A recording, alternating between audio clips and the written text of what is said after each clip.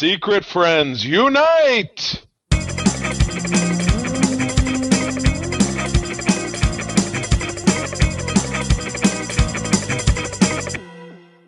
Welcome to the Secret Friends Unite podcast episode 474. Same in the front, same in the back. It's a palindrome. Party in the front, party in the back. Exactly. I'm one of your hosts, Todd Oxtra, here to bring the geek fun. It's been great. It's becoming the summer of Friends. It's going to be a good year. I can feel the vibe. The summer of movies have started, and we are probably already losing. Welcoming along the journey is Charlie Carden.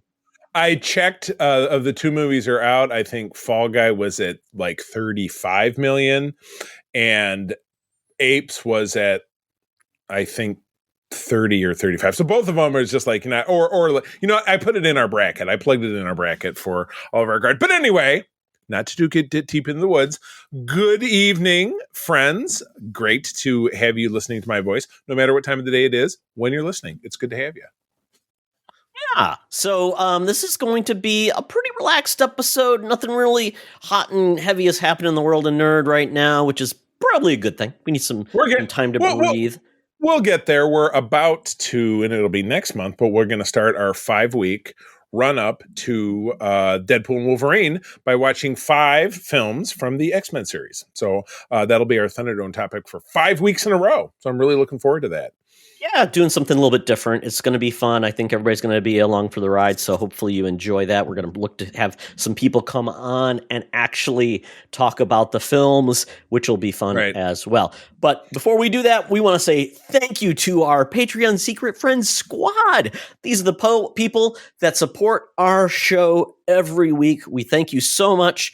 Because of that, if they're a Patreon member at the Friends with Benefits level, you get no ads, you get all the audio, you get all the video. At the lower level, you pay $2, you get all of our content. Thank you so much for doing that. And at the BFFs level, you get shout outs on our Patreon shows. You're getting as it. Well. Yeah. So with that though, for $2, you can get all of our awesome content.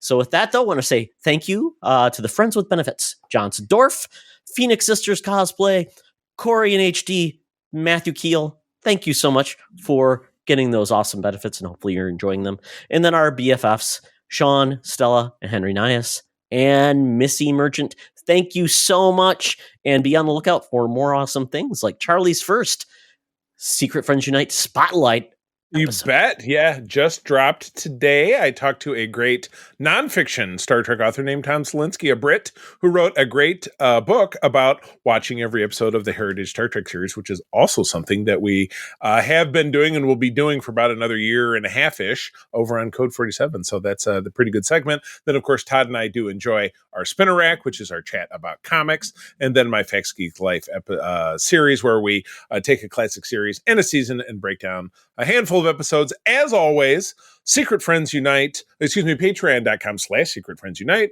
free 7-day trial. And Todd, what do I always say? Stick around. Engage. That works. Just engage and then stick around. Very good. All right. Yep. Well, we now have a recurring segment, in so much that we've done it twice. As long as we get questions. As long as we get questions. Segment.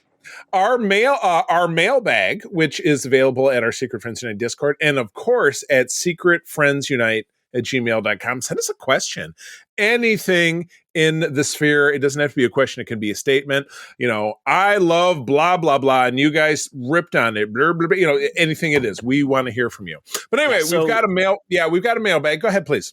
Yeah. So, and put it on Threads, put it on our Discord group, put a questions even on our Facebook podcast page. There's a place for you to reach out to us anytime. Along with that, check out our Threads, our link tree, and that has all the ways to reach us and leave a message. So there you go. Our mailbag this week is brought to you by Ryuketsu 2043, better known as Clint Coombs. Thank you so much, Clint, for this. He's an awesome dude. We had him on the show. He is such a fun, and I found out he's kind of old like me. He's got a senior and a kid. So I mean, all geeks, they're getting older, have older kids. So, but Clint asks, always has been a fan of movies coming out with a black and white version, such as Mad Max Fury Road, and the last being Godzilla Minus One. Are the folks at Secret Friends Unite a fan of this? And if so, what movies would you like to see get the black and white treatment? Have fun with the show. Thank you, Clint. And we do. I've got an easy one to kick it off because one does exist, and I believe I had it when I purchased this many years back, and it's something we'll be talking about. And Todd, if you so dare, we could watch the black and white version instead of the color version. That would be Logan from 2017.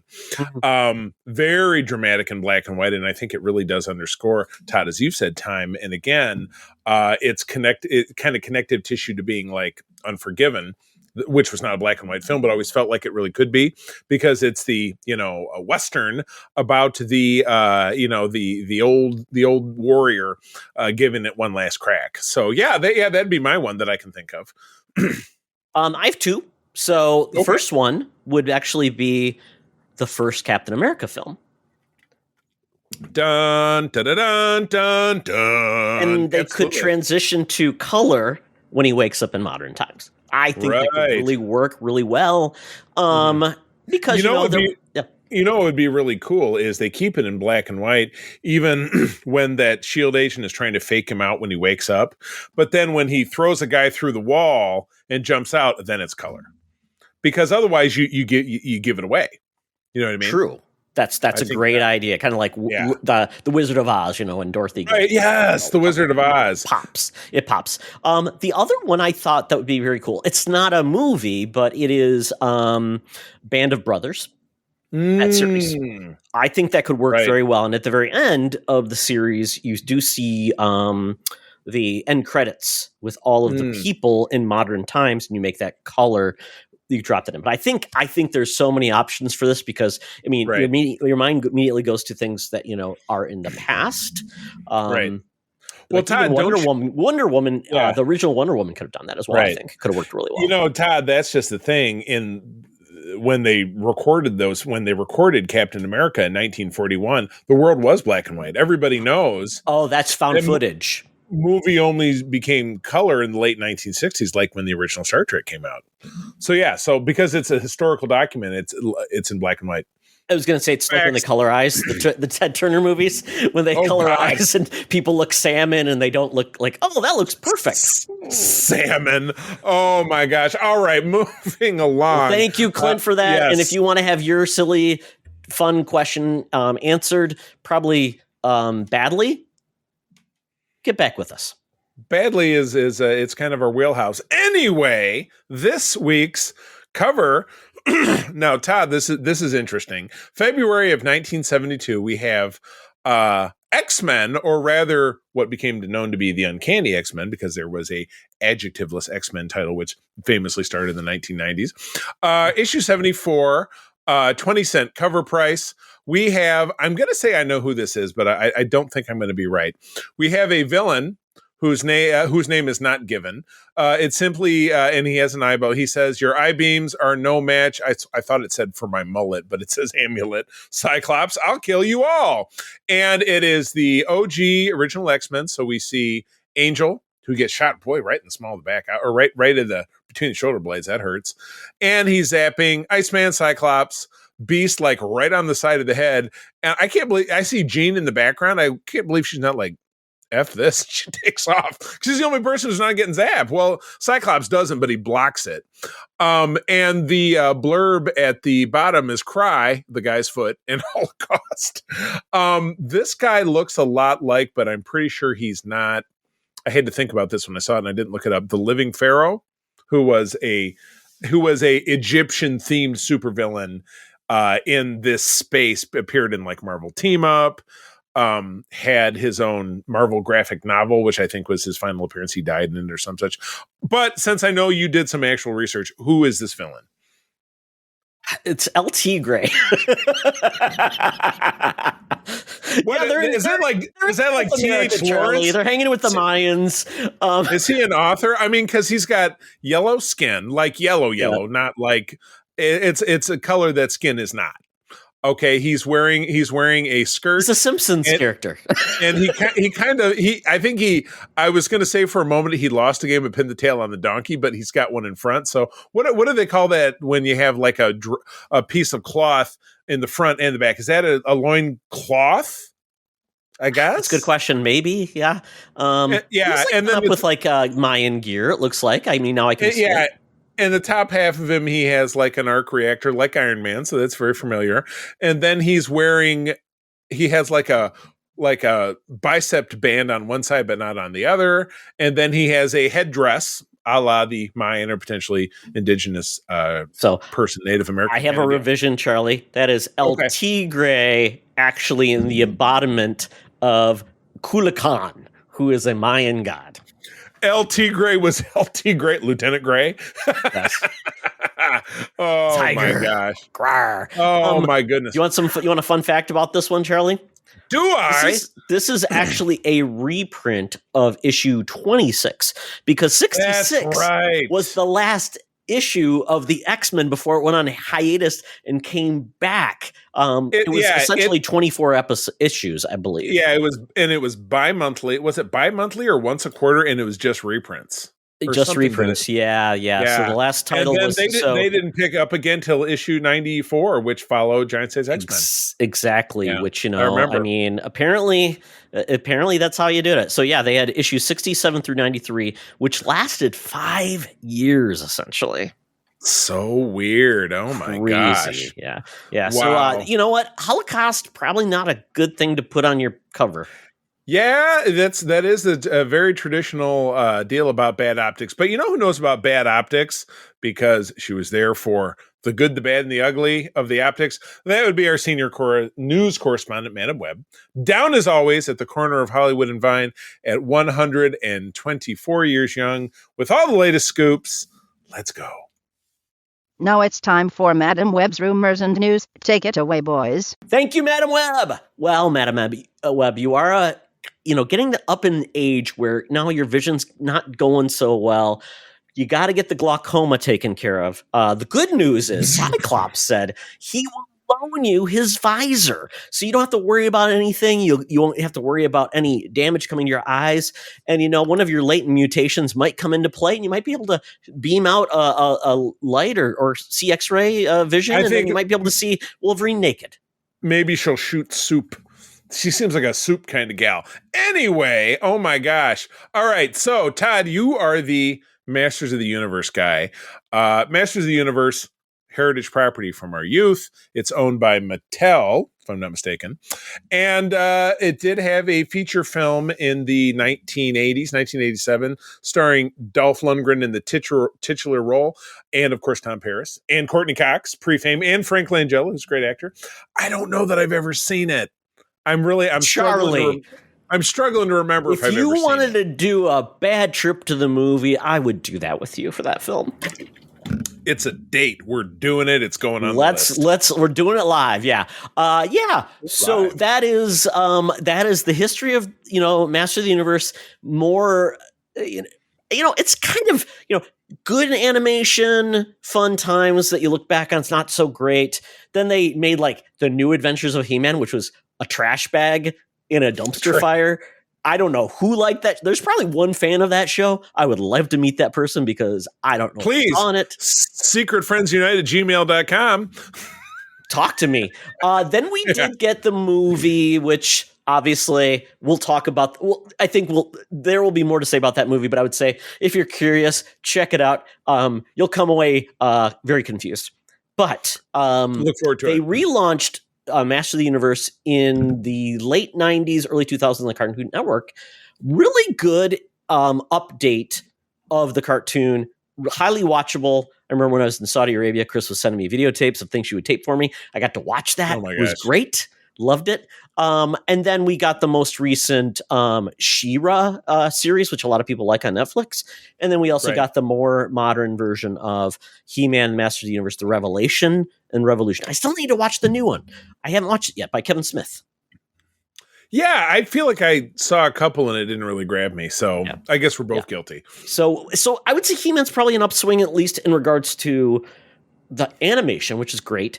The toy line is very successful still. They do some weird things I don't understand, but Charlie, I one of my son's fellow Taekwondo peers, her husband is the biggest Master Universe fan I ever met. Really nice guy, and he's deep into it.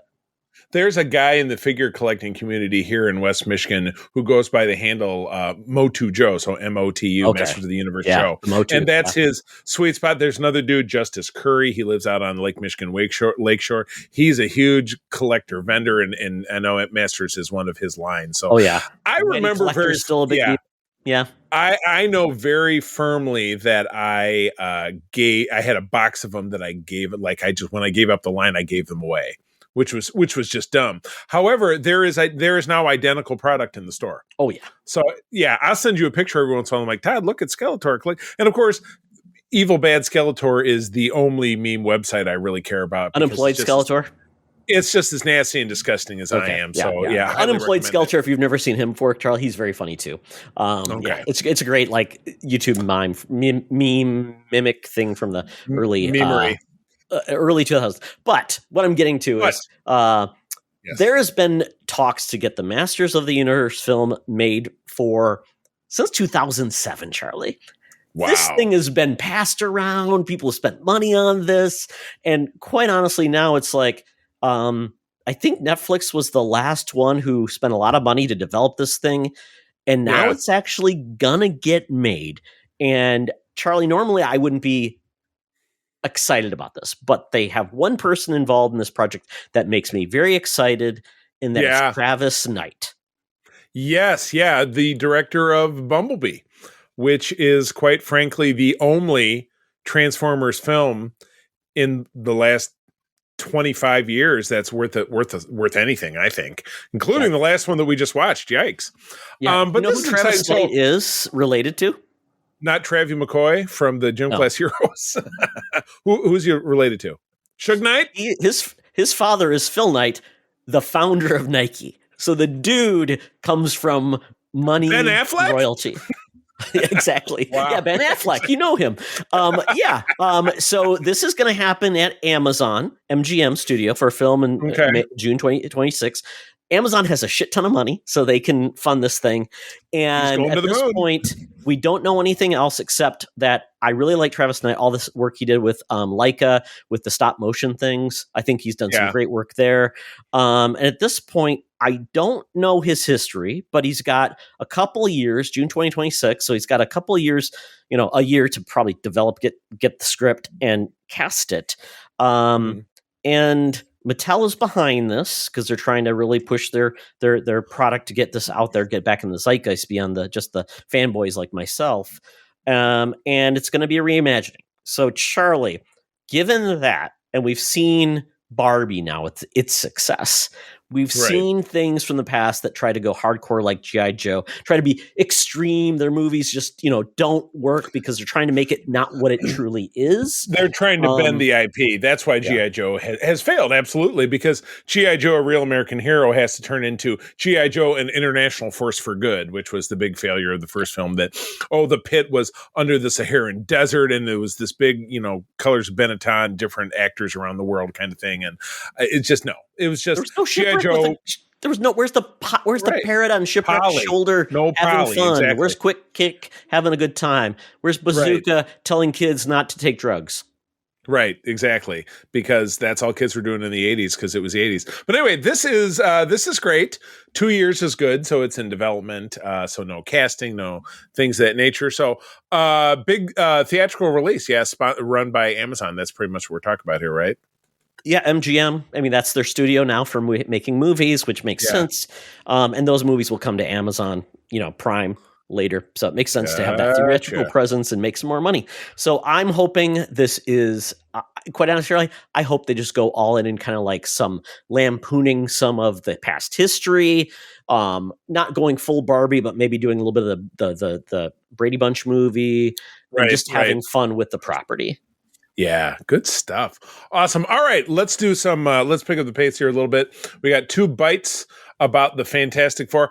I'm thinking the way they're teeing this up, production is supposed to start at the end of July. I think it was a headline that I read today. will this be the thing that saves the MCU? Something's gotta, because they are in. They're X-Men kind of in a 97 already creative. did, Charlie. I'm talking about on the big screen, babe. No, I totally agree with you, but it's great, but it's not the same. I mean, you know that as much as I do. And it's not the MCU because it's a separate continuity. It happens to be Marvel, but it's not the same. So anyway, we got 2 headlines of big casting. Actor Ralph Ineson, who is he's from your beloved Game of Thrones, if I'm not mistaken. I'm trying to scroll through your very He was actually on the ad-heavy link original here. Office in the UK too. Oh, and he was in that movie The Witch, I believe. Wasn't that a movie that we watched for Halloween? Oh yeah, that was him. Yeah, Yeah. he was also played a yes. character in one of my most recent favorite video games, Sid. He's phenomenal. He can play comedic roles. He can play dark and dirty roles. Sid from Ice Age? Got it. Yes, exactly. Very nice. Very nice. And so that's him in an unknown role. And then he's going to be Galactus. He's Galactus. Oh, I was thinking I was already onto the next tab. Yes, he's going to be Galactus, and he's a Brit. Will he be a Brit Galactus? Or as I reminded you that when something terrestrial ends up in space, it's space, whatever that is, because there's no Britain in space. The same reason why everybody from Star Wars, the people that had the British accent, they were all from Coruscant. That is a Coruscantian accent. So there you go. Even though Palpatine wasn't from there, only the only people in the Empire. Maybe are, it was just it was just mocked her. The colonizers, Charlie. The next role that's been cast, and we don't know who it's going to be, is John Malkovich is in a secret role in the Fantastic Four film. At this point, we've had several people cast without their role being named, so this will be interesting. John Malkovich is not a young man, so you can't put him in a role that's going to require like stunt work. He can't be doing things. A scrappy teen. He can't be Franklin, but aged slightly, not so slightly. I know who he's going to be, Charlie. Who's that? He's going to be the voice of Herbie. No, wouldn't that be great? They wouldn't do it. They wouldn't dare. Oh my goodness! No, I'm excited. They're lining up the talent, and as we know, that doesn't really mean that it's going to be great, because how many films just don't really track that way, right? But I mean, there's a lot riding on this film being great. So when we're getting this next year, this is next summer's big tentpole, correct? Yeah, I don't know if this movie has to save anything. I just want it to be good. And I think people will be excited for a movie that can come in knowing nothing and not having to do any homework. So Deadpool 3 and this seem to be their best chance to get people just to see something from Disney in Marvel and not having to be up to speed. Right. And the great news is that this is set potentially outside of 616 prime continuity, but we know it's set in the 1960s, regardless of where it is. So that's going to help a lot, because the only thing continuity wise that had happened up to then was, Captain America, which would have happened 20 years prior to that and may have no bearing on this film at all. So, so I'm excited. This would be great. Fantastic Four is one of my true blue Marvel loves. So, and I've always wanted it to be right. And it was never more wrong than it was with 2015's Fantastic Four, which Todd didn't have to see. You're welcome. I'm going to keep telling you how welcome you are until this movie comes out. It'll come out on the 10th anniversary of that disastrous flick, which is, like I said, 2015. There we go. Yeah, there you go. Let's go. Let's go. All right. Speaking of things that should go, and I love this picture because I'm reminded of one of my favorite recent episodes where you and I got to talk about a terrible movie was talking about the Fast and the Furious film that came out last summer. Because I know you were particularly fond of how at the end, full spoilers, friend, saying as he's racing down the dam, his car it wasn't either absorbing or blowing fire. He was blowing fire backwards to keep the fire, like fire versus fire. There's some physics going on that only Vin Diesel can control. So anyway, that's what this picture reminded me of. But yeah, Vin Diesel got a real mad on to bring back the Chronicles of Riddick. And feel like I've seen one of those movies because Katie Sackhoff was in it, and I heard she took her top off. And Sorry, I'm Only Human. So I was curious, and I saw it, and I was not happy that I did, because it was no gem. That might have been one of the Triple X films. I don't understand. But isn't Riddick like he's like part alien and he's on Mars? I just don't know what's going on. Yeah, so this whole Riddick thing. So basically, the first movie that introduced the character of Riddick was called Pitch Black. There you go. Essentially happened in space, and he was an ex-con getting transported, and he had the ability to basically see in the dark. There we go. And then he landed on they crash landed on a planet where there were these creatures. There and he we ended go. up, showing his heroism.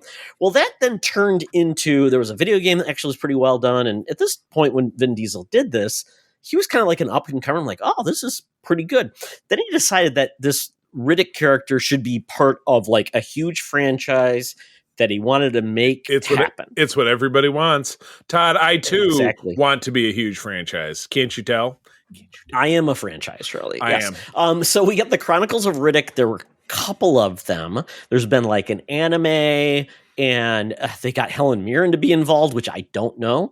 His name is Richard B. Riddick, which is a great name. That's like a Stan Lee name if I ever heard one made. Riddick. I'm telling you, Todd. Peter Parker. Who is in terrible movies but is an incredible actor? Anthony Hopkins, because he was just in the Rebel Moon movies as the robot guy. Oh my gosh. Yeah, so I love this, Charlie. So essentially David Tuohy? Yeah, I know that name. Is going to be back. Yeah, he's the longtime writer and director of the franchise.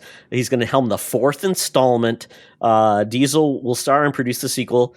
And then essentially, he actually made a deal with the devil because at one point he was not going to come back to the Fast and Furious franchise. But he said, if I come back, you got to give me the rights to the Riddick franchise. So that's how it happened, Charlie. Came back. He's got this. And we haven't had a Riddick film. Todd, when he said it, did he do this? Probably over a decade. Do it with me.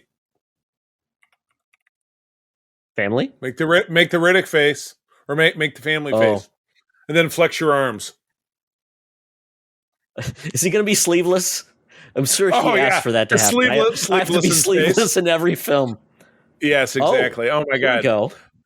Oh, the last film, Riddick, was 2013. So it will, if this happens in 2025, 26, 12 almost years. 15 years. Yeah. Oh my gosh. Yeah. Yeah. So, I cannot say, I mean, I go see the Fast and Furious films to heckle them. You know what I mean? I know that there are you don't see them just for Vin Diesel. He is the last remaining box office draw. Just ask him.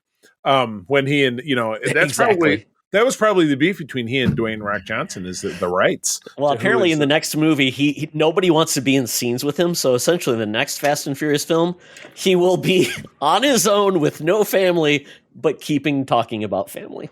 Right. But my family, where are they? It's the search for the family. And he finds them at he finds them at the last minute, but it's not in a 2-shot. It's in an edited shot, or they CGI them in. I think. Oh my gosh, I don't know. We will find out. I don't even know when the next Fast and Furious opus is supposed to come out. Holy cow! Yeah, it's got to be next summer, right? Because we're left on that cliffhanger on that bridge that exploded, Charlie. Oh my God, that he used the fire to push it backwards. Anyway, all right. So you know what people like? Batman, and you know what people also sort of like is J.J. Abrams. So we have J.J. Abrams and Matt Reeves. Now Matt Reeves is a Batman guy. Did he direct the last film, the one with Robert Bat? Was that him? Yes, and he's also executive producing the Penguin series. The Penguin. So anyway, Amazon Prime Video, which you have anyway, is putting out an animated Batman series that starts in August. And we have a screen cap here. That is a very traditional Batman. Todd, no purple gloves. That's one of my Batman figures is your OG. I never understood the purple gloves. Batman I don't get it. I don't understand it. Well, that's why. Look at this, though. I never understood the red and blue Spider-Man, which is why, frankly, I don't care for. I prefer the black Spider-Man because it makes sense that if he was fighting in the night and swinging around, why would he be wearing red and blue? It just doesn't make sense. But anyway. Yeah, so the image here is more of a throwback to like the original way the Batman looked with really big pointy ears. Yeah. Big ears, very Batman. minimalist. Gotcha. Yeah, I like this. Bruce Timm is involved, which is great because he's the man behind the animated series. Nice. And this originally was not going to be like it was going to be canceled, not being putting out by Max. Yeah. So the fact that it's coming to at this point, this is coming to which Prime. I just said it's going to be on Amazon Prime. That reminds me of the fact that we still don't have the second season of Star Trek Prodigy. Netflix owns it. Netflix showed and had success of the first season. We got some footage reflecting like Robert Picardo is the Doctor who's going to be a prime character with the young kids, and absolutely nothing else revealing. Maybe after Discovery wraps up in a few weeks. Fingers crossed. Well, Netflix France had it, Charlie, so you should have subscribed. Yeah. I get, and then it was gone, yes, and then work on my French. So, but anyway, yeah, this is fantastic. I mean, like I said, everybody loves Batman. BTAS, or Batman the Animated Series, which aired on Fox Kids, 85 episodes from 1992 to 1995, was a classic. That came on my, I think, junior year of high school. So it was a very, very big deal. But yeah, it's very similar. This was, as you said, produced by Max, and it was scrapped, and then Amazon picked it up. So yeah, I look forward to this. And Todd, let's do a deep dive before this drops. Maybe we'll pick 5 great episodes of BTAS and watch them. Sure. And talk about them. That'll be a Thunderdome we do after we do the Deadpool and Wolverine thing. Yeah, they haven't mentioned who the voice actors will be. Obviously, we won't get a lot of the previous actors, which is fine because I think it's good to start fresh. But I love the fact that the imagery they're going with, Charlie, it reminds me of the old Superman Max Fleischer cartoons from like the early 40s. Because if you look down, it's very iconic to that look. I mean, even the Catwoman look is from like the Catwoman of like the 40s. That's nice. So I like this. That. I like that. Cool. Well, good deal. Well, like I said, I'm a total advocate of doing a deep dive and and picking somewhere between 3 and 5 episodes and doing a nice breakdown. Okay. Last story. James Wan discussed to potentially direct a 4th Spider-Man film. Spider-Man No Way Home was an excellent film. I'm not going to lie to you. Even as a Spider-Man fan, it bummed me out so much I've never watched it again. Which is, it's kind of typical. I liked it. I mean, no, I just said I liked it very much, but it was very sad. But then again, it was very prime Spider-Man because Spider-Man is a very tragic character. Crappy things happen to him all the time. But you know what? I was going through a tough period of my life, and maybe I had too much sadness, and I just didn't want to revisit. But so what my point in saying that is that I'm really looking for a Spider-Man film to turn that around. To bring Tom Holland's Spider-Man back into light and have everybody remember him again. Directors are being kicked around. Wan's name was dropped. Drew Goddard's name, Cabin in the Woods. Sam Raimi, of course, from the classic Tobey Spider-Man. Justin Lin, Fast and Furious, and Star Trek Beyond. And the highly unlikely, John Francis Daly and Jonathan Goldstein, who gave us Dungeons and Dragons, which we both liked very much. Which I love that film. Absolutely. They have a good tone. They could do a great job with bet. It. Yeah. And of course, the least likely being Jon Favreau, who of course gave us Iron Man and now it belongs to Spider-Man or belongs to Star Wars. Early. That's the only way he's going to be Happy Hogan again, right? So he's like, get me in a movie. Got to do it. But yeah, there's talk of Wan directing, and there's the talk of making the Black Cat a focus character. I think that would be great, particularly with Peter, having to live this new life where nobody knows who he is.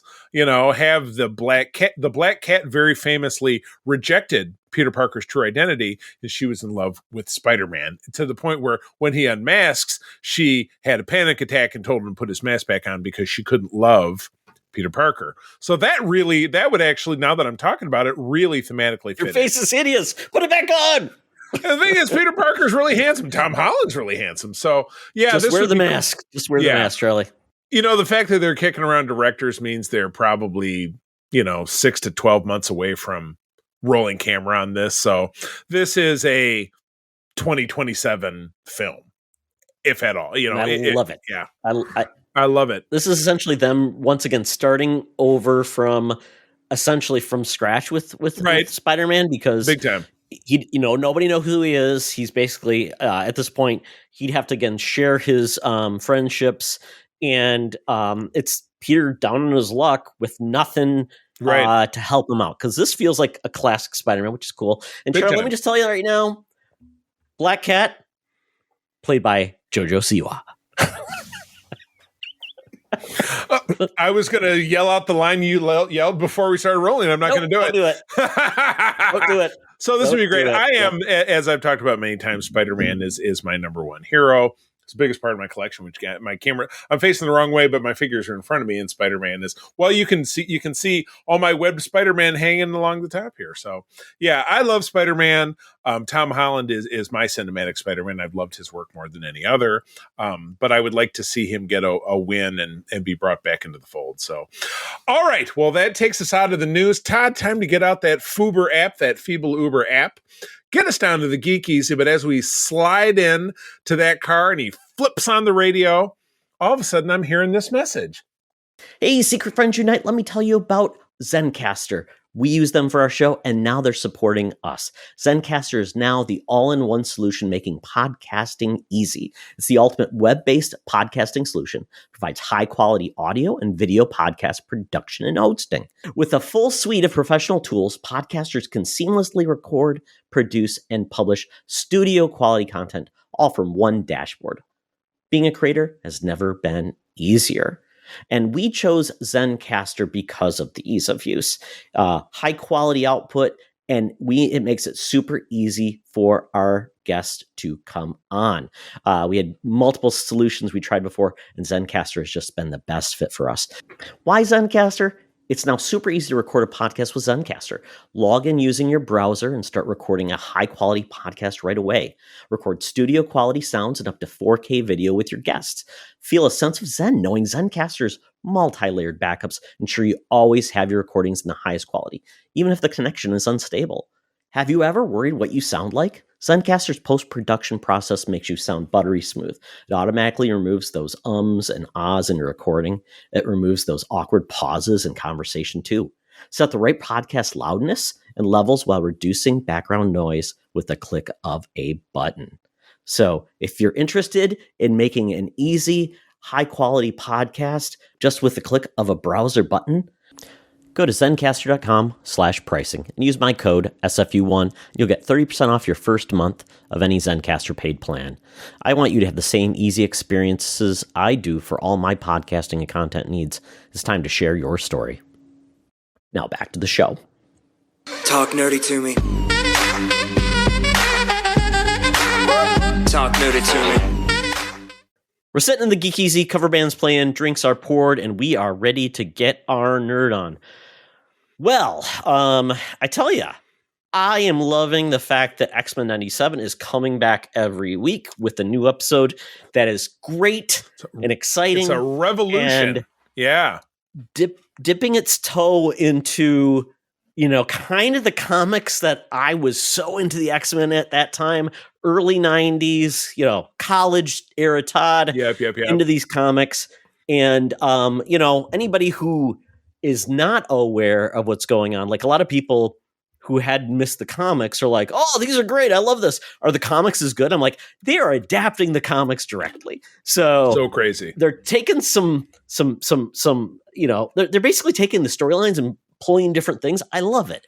Right. It's fantastic. They're having fun with it. So, I feel like those who have not read those comics are in for a wild ride. Like, I know what's coming. And especially this episode, just for anybody who's not watched it, spoilers starting now. Boom. So Charlie, episode 8. Yep. Magneto was right, apparently. Asteroid M. I didn't see. Right. Did I miss when he tossed that together? Did he have that before this episode, or he was like, I got Asteroid M? Well, Asteroid M was a thing that happened in the 90s. That was a big part. Oh, no! I totally got it. I just can't remember in the concourse of the series if he did it or if it was from. Well, he brought it up from.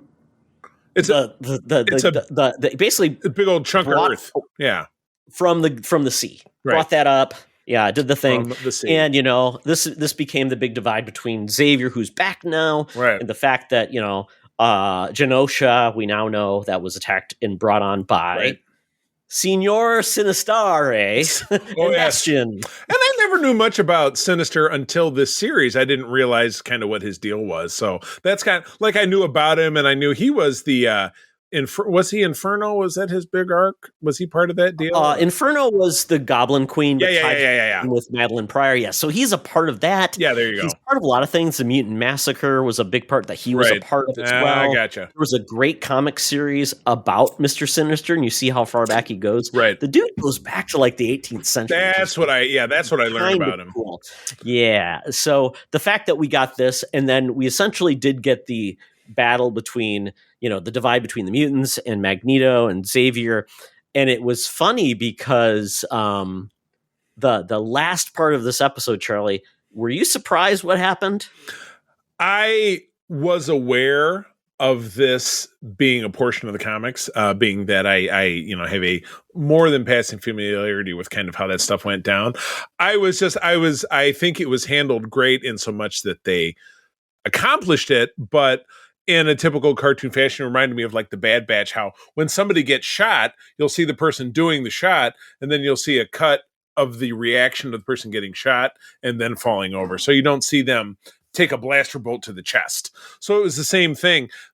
And as we said, full spoilers, this was in reference to Magneto after being stabbed in the back. So he was suffering or dying anyway. He used his power to essentially pull Magneto's adamantium right off his skin, but they simply Wolverine's. What did I say? Magneto's adamantium. He was doing it to himself. Yes, but they showed it. It's simply in a still frame of Wolverine going, which is all the adamantium getting pulled out. Which, quite honestly, that comic book. I know the panel so well because I remember when it happened. When basically same thing, they took it directly from the comic and did it right in the and they just did the panel without the animation, but which was phenomenal. You're right, to just kind of dial back the gruesomeness of it. So yes, now and we have one episode left this week. So if you listen to this on Tuesday, right? I think there's 2. I think it's going to 10. So I think there's 2 more. I thought it was 9, but you know what? We'll find out. But yeah, very, very exciting. It's one of the more exciting things that we've seen on Disney Plus for Marvel. In a long time, they're really nailing it. So I know that a lot of people have a ton of excitement about that. And just so crazy to me because those episodes of X-Men 92 that we watched did not click with me at all, where this is like, boom. It's a lot of nostalgia, but done right. Correct. Which is great because this is not tied to any continuity except for what they got from the comics and did this. So I'd love to see Marvel and Disney Plus do more things like this from other comics where it's like, it doesn't have to be the MCU. Pull in everything else and just tell cool stories. It works. And this is the most excited I've seen for people with a Marvel property on Disney Plus at all. Maybe ever. Yeah, exactly. In the 4 years since they've been doing this stuff. All right. What else you got? Yeah, so spoilers over for X-Men if you're back now. I don't think this is spoilers, but if you've been watching, a lot of advertisements for Doctor Who on Disney Plus now. Yes, it's official. It's official now. Doctor Who new episodes in the US. The home is Disney Plus. You can still get it in BBC and over the pond. Disney is basically funding these episodes. And now, quick sidebar, because John and I are going to go back and keep watching more modern Doctor Who for the Facts Geek Life. Are those still on Max? So is it just this? Yeah. So anything before this season and this Doctor is on Max. Are on Max. Very good. Yes. Good to know. It goes up to the female Doctor. Okay. Yeah. Jodie Whittaker. Got it. Specials. So they're basically 3 60th anniversary specials that include David Tennant. It's already out there. Yeah. Spoiler.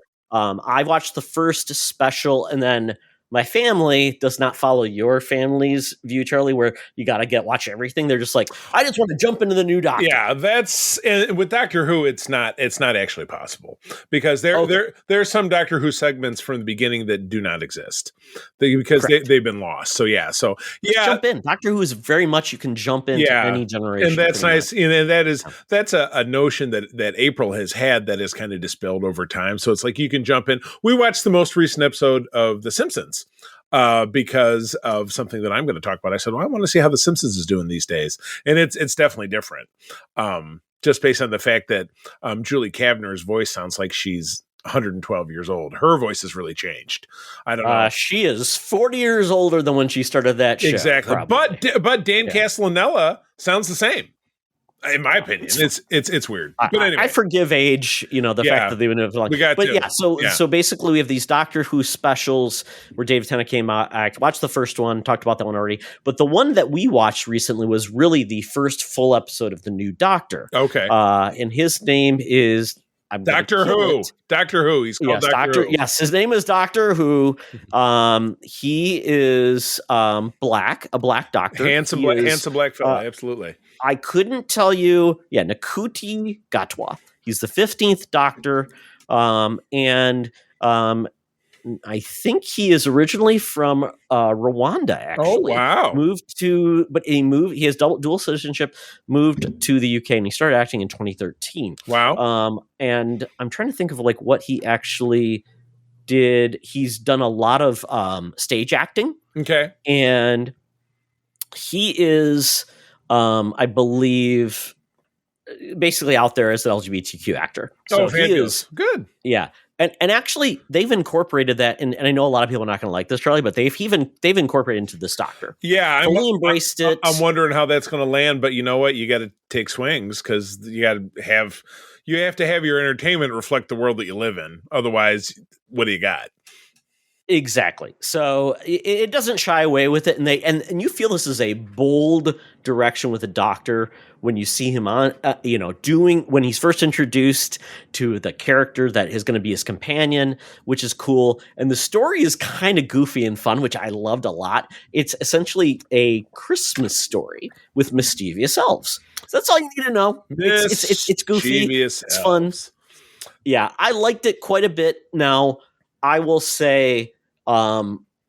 A lot of people may be taken aback by it, but he's got a lot of energy. And I think that's the thing. With a lot of doctors so reserved and things he is just a different Doctor, a different sensibility. And I love that. We've got, the writers that are back to the show are the writers that wrote primarily Tennant and Matt Smith. Good. And because of that, the showrunner, Russell T Davies, they're back.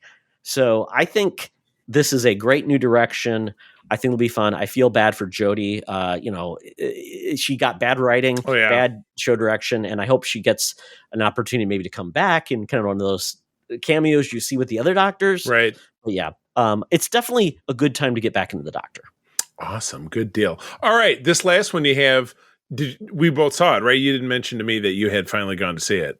Well, no. This is the Rise of the Planet of the Apes. This is the first. Oh, very good. Okay. Yeah. Okay. No. So I'll just really quick tell you. I told you previously. I'm not sure about these Planet of the Apes movies. I've never seen one. So Charlie, because everybody was talking about how much they love these films, I finally watched the first one. Okay. From 2013, and that's on Max, right? It is, and. No, actually, it's on Disney. All these movies are on Disney because they own it. I just always like to put in the show notes where people. 2011, I think. Yeah. I think it's 2011. And I really enjoyed this movie quite a bit. I was surprised. James Franco, right? Yeah. You yep, and John Lithgow. His name, John Lithgow, and. I wasn't sure I was going to like this film because I'm like, I don't want to see animals abused. I don't want to see them beaten, which, when you animal experimentation, I don't love it. It makes me feel very sad and worried. But I really thought they did a hell of a job with it. It was cool. I enjoyed it quite a bit. I love the Caesar story, the relationship, with the human characters. Yep. And I'm very excited to see the other two now, which I wasn't before because I'm like, this franchise. So I will tell you this. One thing looking forward is that each of the sequels, and then including we saw the new one, The Kingdom of the Planet of the Apes. And Todd, are you planning to cap off seeing that once you've seen the other two? Yeah, I mean, I'll probably get into it. I've heard a lot about the movie. I was just listening to a podcast about it. Yeah, I'm hearing because it's by a different director. Yep. It's a kind of new ground they're going into. So, but I've heard it's got its problem. We saw it over the weekend, and I found it the first half of it to be almost unbearably slow. I'll give you that pitch.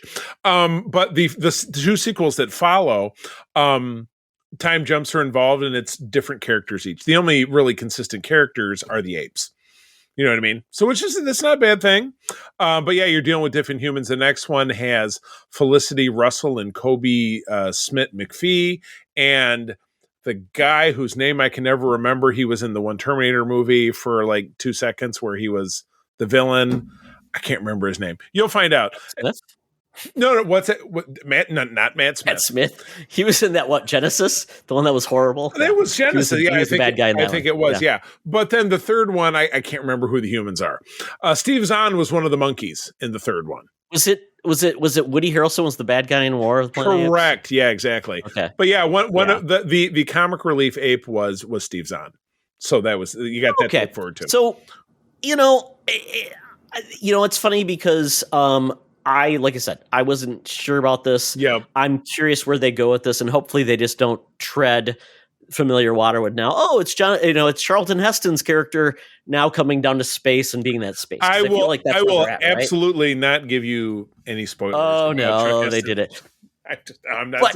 I got time, and if I don't see it in the theater, it will be on Disney Plus eventually. Anyways. Exactly. But I feel bad for everything I said about the Planet of the Apes. I don't throw poo on me, Apes. Yes, I love you. Yes, you give them retribution. All right. Well, I have a series of quick bites because I, on like a lot of weeks, ended up seeing a lot of new stuff. The show Hacks on Max is back. Show on Hacks, Max is back. That's Jean Smart as an aging comedian, and she has a love-hate relationship with a writer who is an April, who's Google, always looking stuff up when we're watching. The daughter of SNL founder, one of the founding actors, Lorraine Newman. It's her daughter. Is the young Nepo baby. Not like Lorraine Newman is a big star. Let's face it. Sorry, don't throw trash at me. But the question is she still alive? Because I have not. I would not know. When I was looking them up on the Googs, she is not dead. But a super fun show, and again, all seasons of that are on Max. And in season 3, obviously, I think it's doing a 1 or 2 a week drop. I think we've seen 3. So that's fun, and I enjoy it, and I recommend it. I saw a couple of days ago, and then I watched yesterday, The Simpsons did a Disney-themed, Star Wars-themed short that was literally, I think, 4 minutes, which dropped yesterday for Mother's Day. And it's a Mother's Day theme of Marge leading all the Disney princesses on a trip to Disney World. It's adorable. Like I said, very heavy Star Wars theme. A lot of very typical satirical Simpsons humor. They take a stab at Family Guy, of course, because it's always great to see that. So I would tune in. Again, 4 minutes and on Disney Plus, which frankly, you have it anyway. Todd talked about The Fall Guy last week. We saw it yesterday. I loved it. I loved it a lot more than I loved Great film. Kingdom of the Planet of the Apes, which we also saw. And as I mentioned, really dragged ass in the first part of it. Sorry, Todd, that is all I will tell you. I will tell you nothing else. And I think April tipped it off. She said it had a great sci-fi premise, but a lot of it was kind of all over the place. It would be a way to break that down. But got to build the world, Charlie. What do they always say about world building? Got to build that world. I guess. And then to cap it off last weekend, and this must have happened in and around the time we recorded, 25th anniversary showing of Star Wars Episode 1, The Phantom Menace. I didn't know it was going to be out there for a whole week. So I was like in a rush to see it over the weekend, but then I listened to all my friends who went to go see it all throughout the week, because I know Peter, my recording partner, saw it a couple of nights ago. It's still not a good film. And again, on Holocron Chronicles, Mark and I have a lot of these younger kids on who that was their first Star Wars film, and they got the rosy colored glasses. But when I see one of these revival films on the big screen, 2 things. One, I noticed that on the big screen in the modern age, the print looks very faded. They can only do so much for it. But one of those things, and this was my experience when I saw a 40th anniversary cut of Raiders of the Lost Ark at I think our local art institute back in 2001, or maybe it was I think it was a 25th anniversary print. So this would have been maybe in 2016. I noticed that one of the main Nazi guys had a big fake scar, and I had never seen that before, but having it on the big screen helped me see it. So in this film, the thing that I noticed that I never noticed before is at the end of the droid Gungan battle, when all the Gungans have their hands in the air because the droids are holding them hostage, there's a little robot about 3 feet tall walking around gathering up broken droid parts and putting them in a pile. Never noticed that in 25 years. Isn't that bizarre? That's all I have to say about that. Well, and quite honestly, what they're showing is essentially what they've already remastered and done. So it's going to be a pristine version. It's not like it's sitting there in the thing. I mean, and that was another, it's funny because this is what I mentioned April as we were driving away. When I first saw the film, I had a very clear memory in that Duel of the Fates when Maul, before they go into the big reactor room and all the different stuff and they're still in the hangar, he force gestures a chunk of a droid to smash a panel to open up that door. In any print besides the big screen, you don't see how that happens. In this big print on the screen, you saw it happen. So I believe that, like you said, it's because of the letter. It's because of the aspect ratio. So anyway, that's gone now. It did really well. Makes no sense because they do all films in the ratio now. I mean that was the letterbox back in the old days was basically a 4:3. Yeah, but everything now is widescreen. Right. The capture. I'm telling you. And again, I don't know that I have, but I don't know that I've really studied it since. But if you go to watch it on Disney Plus, which is of course where you can see it by Fan Theory. But anyway, the run did great. It did 12, 15 million, something like that. So my hope is, we will see future anniversary releases, including in 2027, the 50th anniversary of the original film. Big fingers crossed. So I'd be very excited. Of course, we've seen it on the big screen, but to see it in the modern parlance, I think will be pretty exciting. All right. Very long news segment. We're wrapping it up. Geek Easy segment. I apologize, but it is time to get the hell out of here. Todd, I don't know why they let us back in because we never pay our bill because you know what? They treat us like crap here. But we always keep coming back because the drinks are free when you don't pay. But anyway, I'm going to get out that Air Qantas app. It's time to get us to the land down under. Hologram Tina and the mutants await for us to play a game for their amusement. It's the return of Tada Show. Welcome to another edition of Thunderdome! Thank you, Tina. The mutants have been gathered for a topic or a game to be entertained, and this week we're doing Tada Show. If you don't know what Tada Show is, this is essentially, we normally pick something, and then we essentially have to make it up as we go along. We just typically know a title, we come up with our plot, and then we it's our version of, even though we have a segment called Pitch Meeting. Kind of like Pitch Meeting, yeah. I'm going to need you to get all the way off my back. Yeah, because we've done titles before, same thing with this. We know the titles, but this is basically us going to Disney and pitching one of their movies, considering neither of these movies we know anything about yet. Right. Disney has released nothing except maybe the cast. So our two movies in question are the MCU version of the Fantastic Four and the MCU version of Thunderbolts. Right. So I will basically pick one of them and give my overall. I'm not looking. What is going to happen in this film? Okay. So, Charlie, to mix it up, I am going to give you my Tada Show of Fantastic Four. Okay. All right. So you have to do Thunderbolts. All right. Tell me about the Fantastic Four as produced by Marvel Studios. Okay. So Fantastic Four. We got a great director on hand. He is going to bring the fun and joy of the Fantastic Four to the screen. We're going to basically launch into the fact that the Fantastic Four, who already have their powers, they became back as celebrities from this awesome mission to the moon. They beat the Russians. They beat the Americans. They arrived. Apparently you don't have to have much license to get a spacecraft up. You can have people that don't know what they're doing. Jeff Bezos. Be astronauts. William Shatner. We get some really great cosmic rays that transform our cast to give them their abilities, including the uproarious Thing, Johnny Storm, Sue Storm, and Reed Richards. They come back. They have developed their powers.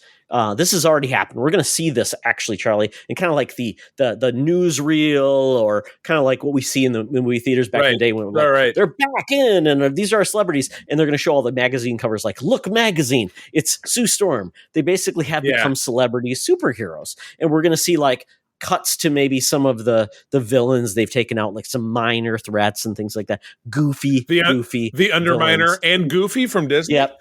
I like that. Yep. The Mole Man, will be like, the Masters of Evil. We'll get like some C-level villains that they've taken out. Reed Richards becomes like the expert on cosmic rays. Ben Grimm essentially recoils because he's kind of finding his own way. He's not the basically the ace pilot he once was. Sue Storm gets to basically be kind of like the almost like the Kennedys, where Reed Richards, she's kind of like the Jackie O, where even though she's very talented and smart, gets relegated to be like the fashion model. Right. And then Johnny Storm is enjoying this like he's a young teen idol, like the Rat Pack or something like that. Maybe what was it, Frankie Avalon of the time? Right. So that's what we've got. So we've set up this world where the Fantastic Four are just living life. They're in their tower. They're brought in. They're living the life, but something is happening.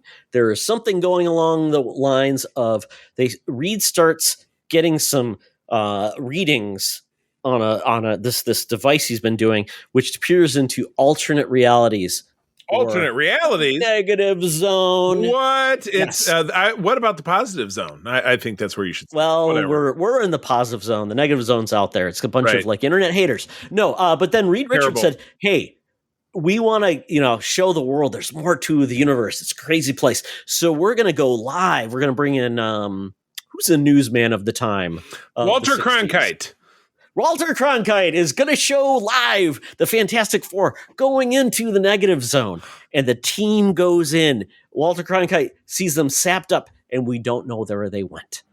The Fantastic Four, all of a sudden, are trapped in the negative zone. We get Blastar. We get Annihilus. Yes. We get all these villains that are like real threats. Right. So the Fantastic Four have to actually get rid of their lighter fare. Their lives are threatened. And Reed has to start thinking about what he's going to do to get them out of it, Charlie. So what does he do? He has to step through a portal, and then all of a sudden they're in the MCU. So he basically crafts together he brings all his wild hands in coming in. He creates a device that then creates an alternate pathway, and it basically cracks open the world, and the Fantastic Four go in it. But that portal then stays open to the negative zone.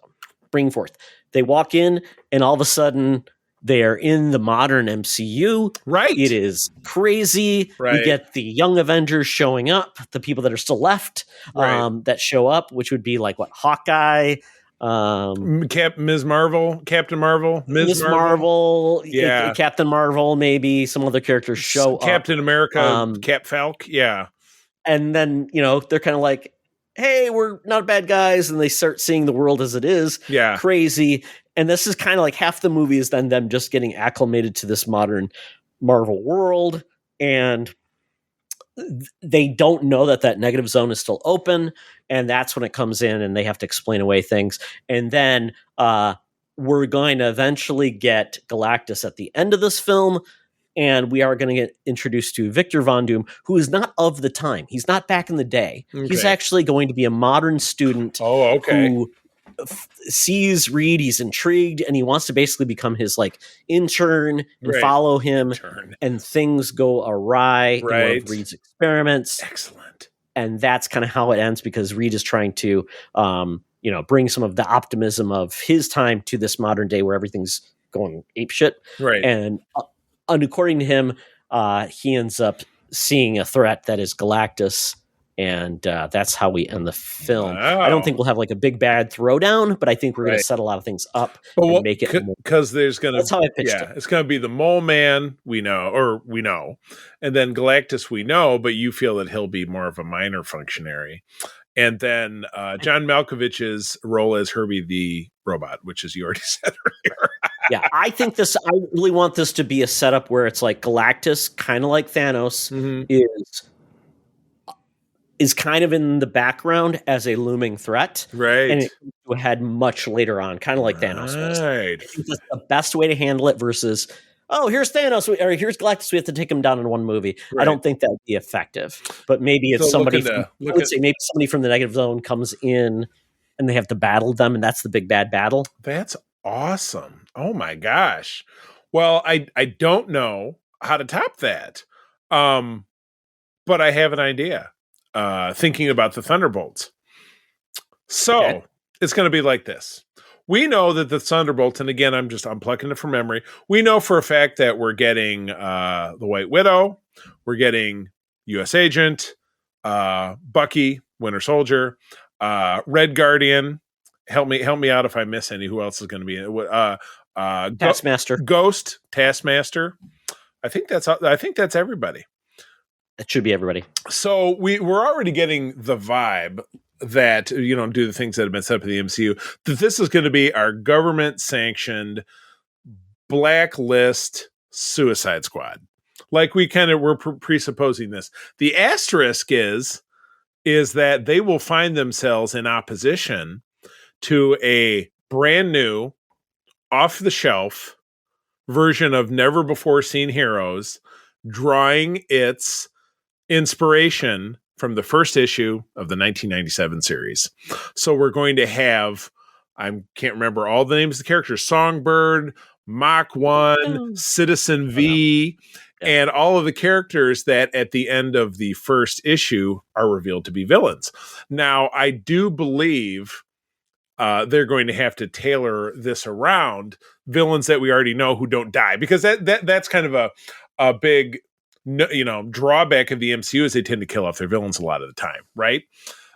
So there would have to be kind of a function in the storytelling where this new force breaks on the scene because the Avengers are kind of scattered. So potentially a portion of the first part of this movie is there are global threats. We don't really have the Avengers to call on because they're not organized. Even post blip, where the Sokovia Accords are not really a factor anymore, they kind of got tossed out.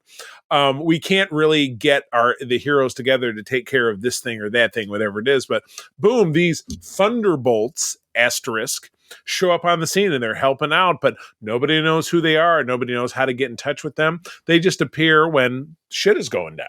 You know what I mean? So the government sanctioned team is like, they're a little bit more like, we want to control the narrative. So we want our people to be able to be, Johnny on the spot when stuff's going down. So we really need this group of Thunderbolts to kind of be taken out. We need them to be black ops murdered. So in attempting to do this mission, they discover, but do not reveal to the world, who the Thunderbolts really are, is that they're villains who are faking it as superheroes. And then in order to protect their secret, are faking it to be superheroes Thunderbolts have to kill the Suicide Squad Thunderbolts, and that's your film. It is a lot of cat and mouse. Who's going to make it? Nobody is safe. And it is just this sci-fi / spy thriller / edge of your seat, don't know what's going to go down, who's going to make it in the end. Will, the last remaining member or members of the Suicide Squad Thunderbolt team be able to get the word out in time to mobilize the real Avengers, which would happen in another film, to basically to get the secret out there so that the fake Thunderbolts are not out there executing their master plan to make money and to essentially take over the world. Film. Okay, so let me just clarify. So you're saying the Thunderbolts team that gets announced is not the heroes, not the team we know about. It's actually a new team called the Thunderbolts, and this team of characters we already know are basically saying, because the Thunderbolts that are announced are kind of like, oh, they're going to fill in and be our new Avengers, and then Julia Louis-Dreyfus is like, who are these people? And we need to take them out because we don't know anything about it. And they find out. That's a cool premise, Charlie. I like that. It's cool. It's a good idea because, and again, the only people will know, because people like you and me will know that's the premise of the original comic. But we all know that people who really consume MCU studio films, that, are people who are brought in by their love of the original 10-year cycle, basically phase one of MCU. They fell in love with the characters that way. And many of them are just not comic readers. Hell, I'm a terrible book reader. Try to get me to read a book. Good luck. But, something like this, people are like, oh my God, are these all the new Avengers? It's like, so we kind of take them on a That's ride. a cool idea. Yeah, we take them on a ride. Well, thank you very much. And I will not lie to you. I 100% came up with that on the cuff, which is how this segment works. Either that or take some NyQuil and you get infused by your brain fog, and it's like, oh, this is a good idea. You bet. And I do like the fact that, a lot of people will not know this, so it's kind of a cool idea. And obviously, hopefully people won't spoil it for people after they've seen the movie, and kind of a neat idea to introduce all these new people, and it's like all these new superheroes, and that's a cool way. Right. And maybe they do pull, to your point, Charlie, maybe they do pull from people we've seen previously and just are disguised enough that people won't know. Right. I think like villains and things like that. Yeah, I think that would absolutely be the right way to do it. So, well, good. Well, I'm curious. I'm sure that my idea is much more fantasy, where your idea seems like it really has more of a chance to move forward, because mine depends on other characters that we haven't found out about. So I am very, very curious to see how that shakes out. Well, all right. Well, that is, my dear friends, that is the end of our program. So thank you as always for joining us. Todd, where do people find you out there? They follow me on the threads. At Teoxtra, at Secret Friends Unite. Also check out our link tree and check out secretfriendsunite.com for all the good stuff and to see what we're doing. What are we doing? Keep it in mind, you can always drop a letter to the mailbag, secretfriendsunite@gmail.com. What are you enjoying? What question do you have for us? What's a show topic that you'd like to pitch? We're interested. Drop us a note, and there's a good chance that we could read it or react to it on the show. Whether it's heavily laced with profanity, hey, we're able to edit because we have a great imagination. But anyway, you can find me over on the threads and the Instagram at c3carpenter.com, where I'm just busy doing my regular stuff. My lovely wife April and I do head up the USS Grand Petoskey. That is a chapter of the International Star Trek Fan Club. We have had the privilege to help other folks around the state of Michigan get chapters started as well. If you visit our website, ussgrandpetoskey.com, drop us a line. Let's say you live in Michigan. Let's say you live somewhere else. I'm very happy to give you some guidance of where you can find trekkers where you live, because that's what I like to do. Friends, as always, thank you for joining us. It's been a real dippity dip dip, flippity flip flip, flippity fling flang. I'm going to tell you, as always, sharing is caring, and to keep on trucking. Be the hero, not the villain. In a truck. I have the power to not make a bad film. We'll see. This podcast is part of the Secret Friends Unite podcasting network. Visit secretfriendsunite.com for more great shows, articles, news, reviews, and more. Secret Friends Unite podcasts are available on Apple, Google, Spotify, and other podcast services around the world. If you'd like to be part of the conversation, you can join us on Facebook or our new Discord server, or follow at Secret Friends U on Twitter. Please subscribe to Secret Friends Unite on YouTube and visit our merch store at tpublic.com. Just search Secret Friends Unite. Thanks for listening.